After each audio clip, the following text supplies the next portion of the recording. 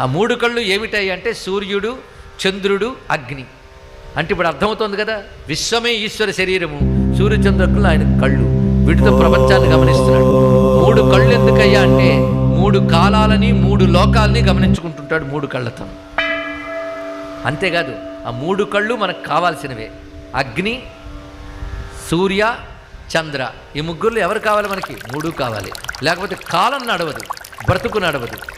ఇది రహస్యమైన అంశం అండి. ఇక్కడ మూడు కళ్ళతో చూస్తున్నాడైనా, మూడు కళ్ళతో మూడు రకాలుగా చూస్తాడట.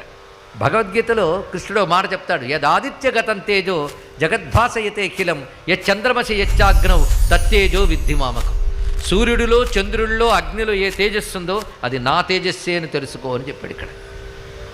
కనుకనే కృష్ణ, నువ్వు పరంజ్యోతి అన్నావు, నీ పరంజ్యోతి నాకు కనబడదు అంటే పిచ్చినాయన, కనబడే జ్యోతిలే నా స్వరూపం తెలుసుకో అని చెప్పాడు ఇక్కడ.